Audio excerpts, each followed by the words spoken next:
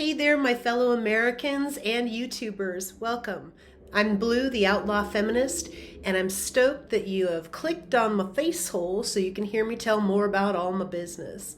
In the last episode of My Life with Outlaw Bikers, Insomniatic Biker Love, we talked about the circumstances associated with me meeting my former outlaw biker Mongol old man Threeblock 1%er. In today's episode, Is This Smart?, we're going to meet Threeblock 1%er and see what my family and friends thought of him. Oh yeah, and also regale you with tales of my insane intervention.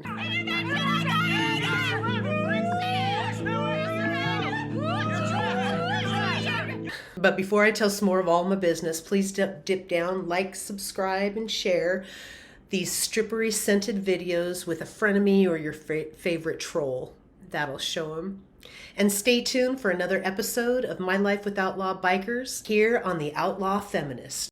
I see her rolling up, Uber black Cadillac, high heel boots and a sexy body full of tats. Baby's bad, oh baby's hella bad. After her there ain't no coming back. Wanna take a run at that. I think she's feeling me, turn it up a few degrees. I had been talking to my insomnia-driven crush, Threeblock 1%er, the Carson City SA, for several days now. Boy, I was crushing on him hard. Day after day, night after night, we would talk for hours and hours and text virtually all day long. We decided to meet face to face, and he decided to come to Oregon to see me. A week later, he was standing in my kitchen waiting for me to come home from the Acropolis where I had just pulled clothes. We said nothing but gripped each other with force. My body was a deluge of serotonin, dopamine, endorphins, and oxytocin as tears, snot, and slobber deluged his cut.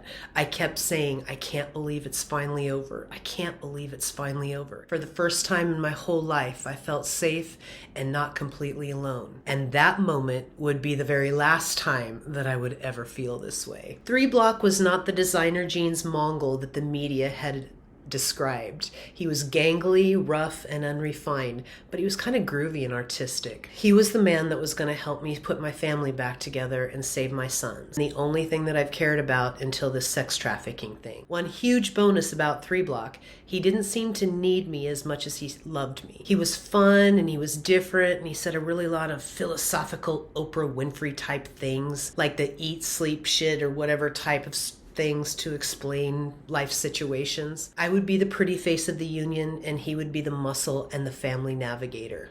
Game on. We had a great fun weekend together, regardless of Mondo being with us the entire time. Mondo, he's an odd character in this story, so I'm going to make him a short or something. I don't want to bog down this story with a description of him or what he was all about. Before Threeblock, RFFN and Mondo left home for Reno that Sunday morning, we agreed that we would be exclusively together and slowly grow our long-distance relationship. We had children that needed each other.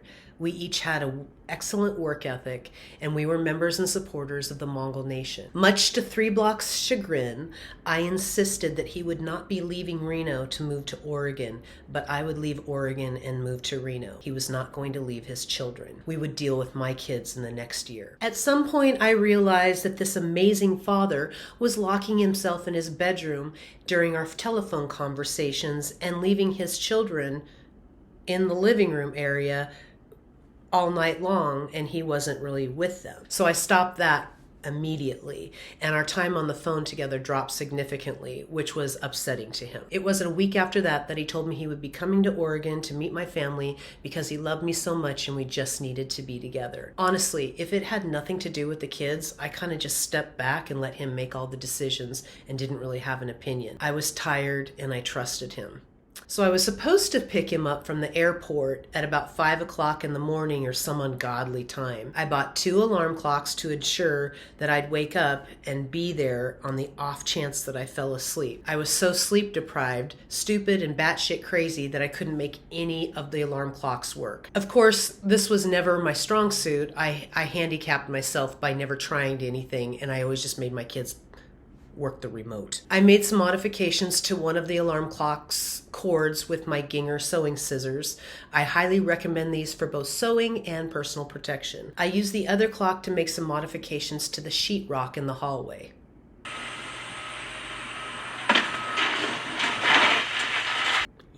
and eventually fell asleep in the hallway amongst the carnage. I woke up to find Threeblock standing over me, yelling at the top of his lungs to get up. Where had I been, and who was I cheating on him with instead of picking him up from the airport? What? I was so rattled that I just started begging for forgiveness. Shit, I fell asleep. I don't want him to think that I'd ever cheat on him. I love him, and I want to make sure that he's okay. It was on me to heal his heart for what I had done to it. Even after I showed him the carnage from the night before, he knew that he had me. He knew that he could manipulate my nurturing nature. Excellent play, sir. Excellent. After the emotional battery, I took him to my mom's house so she could tell me that this was a terrible idea not to do it. Moved to Reno with a man I knew less than 60 days. Leave my $50,000 a year plus benefits job, my equally lucrative entertainment career at the Acropolis Steakhouse, and most of my possessions, my family and friends and support system. My mom hates fun. She's gonna balk. My mom sat on the stairs and grilled Threeblock 1%er through the rungs of the banister. My mom loves this little elevated position of protection and judgment. Plus, it's just a few steps from her lair of hypochondria. My mom and Threeblock had a philosophical dialogue. The leathery-faced outlaw biker offered my mother the following scenario. A SWAT team breaks down your door in a house-to-house sweep. They instruct you to stand down while they rummage through your house and begin removing items they find questionable, like unlabeled pill bottles, guns, mattresses without tags, etc. You would just sit there, let them do it, and unchallenged? Now, this wasn't the exact ridiculous scenario, but it was very close. My mother proudly proclaimed, if the government felt that they needed to do that to keep it law and order, I would just let them do it. I slapped my forehead. Threeblock's jaw dropped, showing his gold grill. My mother went on, I would never fight. We would never fight. My father agreed. We're pacifists.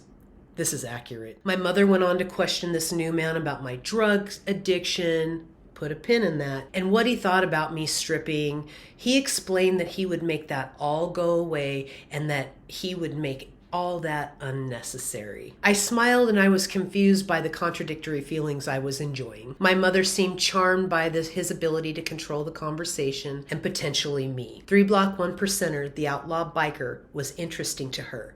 Something different, the same way she saw me. A novelty, like plastic dog shit at Spencer's. Now, remember the aforementioned drug addiction pin that we had talked about? Let's go back about 45 days prior to when my mother, had invited me over to lunch since she didn't get to see me for Christmas. As per usual, she was weird AF when I got there. I always make a beeline for my grandma Leitzel's room anyway every time I'm there, so I just buzzed right past my mom. Fun fact, my mother moved my grandma into her home in order to retain the money for the family, in those words.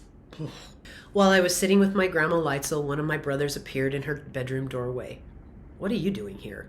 Well, Mom asked me to come for lunch with you and her. What? My mom stepped into the room. Yeah, I thought we could all go have lunch and talk. Then she got all weird again, and my brother looked confused and concerned. My grandma was pretending that she couldn't hear a thing and just kept smiling like somebody that can't hear anything. She did not want to engage this super uncomfortable situation. What are we going to talk about? In her most condescending cadence, my mother begins, well, after Christmas, we all decided that we were concerned about you. Ah, Jesus Christ. Okay, let's just go to lunch. My poor brother. My grandma smiled her biggest smile, like I don't have any idea what's going on, as she hugged me goodbye.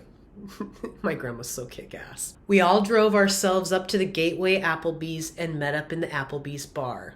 That's right. My mother and I ordered coffee and my brother ordered a double rum and coke. As soon as the bartender delivered our first round, I looked at my mother and asked, okay, what are we doing here? Lynn starts into this long, condescending rant about how the gifts I left for Christmas for the McCall family Christmas were all mislabeled, and the family had to unwrap and rewrap several gifts, and some of the family didn't even get gifts. We were all so worried about your drug problem that the whole family sat around and discussed you while they were opening packages.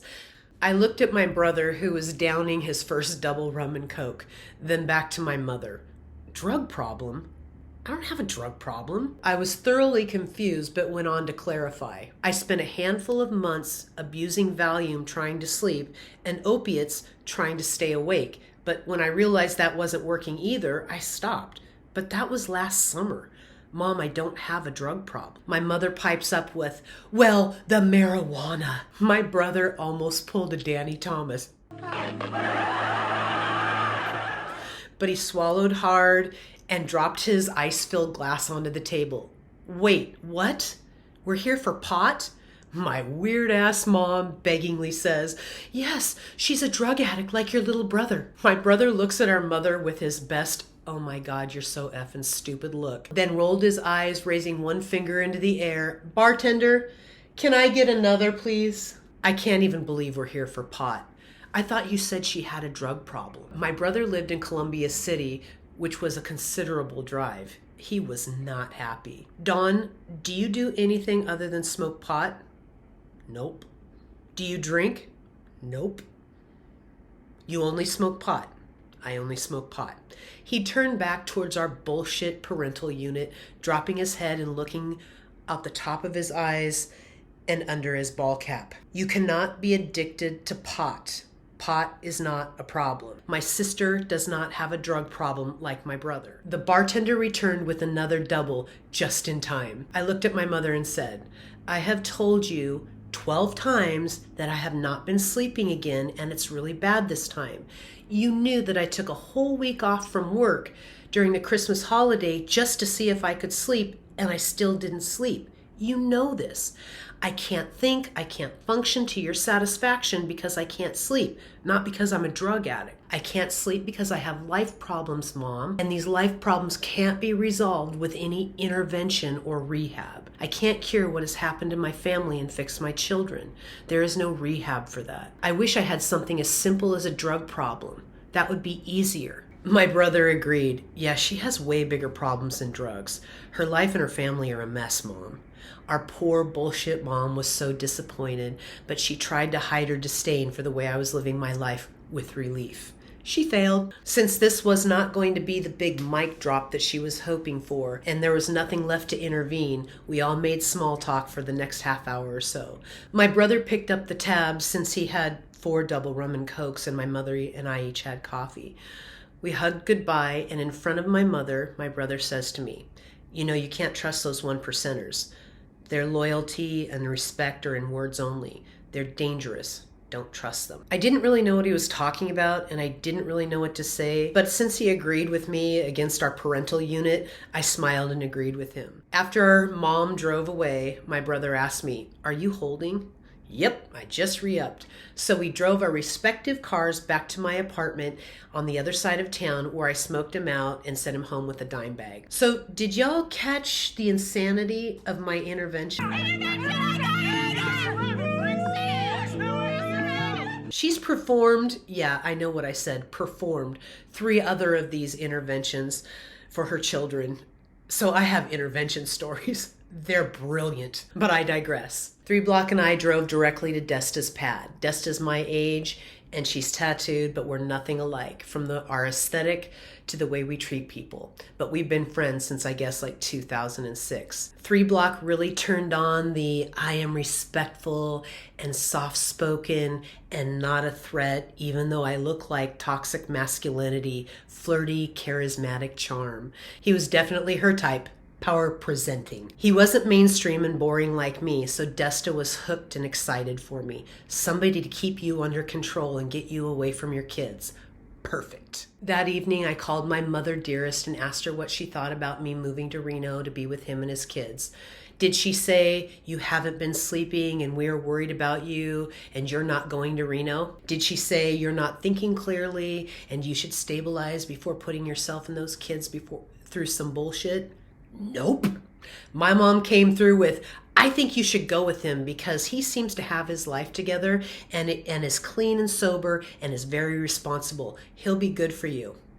Did not see that coming. The last panel member was Grimey's old lady, Claire. I'm sure that's her name. She and Brittany came by the next day. I always liked Claire. She was an elementary school teacher from West Virginia or Kentucky. She's real hillbilly. She was tiny and had a pronounced southern drawl. She was a bit of a force, too. She sat 3 blocks down in my kitchen, picked up a butcher knife, and began the interrogation. Now, you have 3 daughters and 1 son. What is your position on abortion? She used the butcher knife like a maestro's wand, punctuating her queries with quick motions. 3 blocks replied something pro-choice-ish, and she seemed happy with the answer. She also had some questions about post-secondary education for the boys and the girls. The suspect answered again in a pleasing way. Claire pointed the knife at me, says, "He'll do." And off they went. Later that night, 3 blocks scolded me, letting me know that she should have never done that to him, and that if her old man found out, he would be pissed. I responded to 3 blocks' complaints with concern. Secretly, I laughed my head off, though. Psh, she'll do more to grime me with that knife than just lecture him or question him if he says anything to her. She was little, she was cute, she was smart, she was quick, and she was the boss. Everybody knew who ran that house over in Southeast Portland. Everybody knew who ran him. Period. The panel had concluded and 3 blocks was in. I knew that I was in no mental, emotional, or physical position to make this very drastic, risky, life-altering decision, and was shocked that none of them balked. Poetry. All good and interesting people said that he was good and I should leave Portland, leave my careers, leave everything, and head down to Reno to be with him. According to them, he was like me, but better. He could control me and make me settle down. He would be good for me. Well, then let the mind games begin. We black and white lovebirds calendared my egress from Portland. Within a month, 3 block MFFM was driving back to Portland to get me and my stuff. So that's it for this episode. In the next episode of My Life with Outlaw Bikers, I'll tell you guys all about my great egress and the road to the grapes of wrath. You guys, please remember to like, subscribe, and comment. Until the next titty-rific tale of My Life with Outlaw Bikers, you all be safe, be dangerous, and be kind to our fellow Americans. We have to stop this dumpster fire we all started. We need more kindness. Try some today. All the cool kids are doing it. Till the next time. I see her rolling up, Uber black Cadillac, high heel boots and a sexy body full of tats. Baby's bad, oh baby's hella bad. After her there ain't no coming back. Wanna take a run at that. I think she's feeling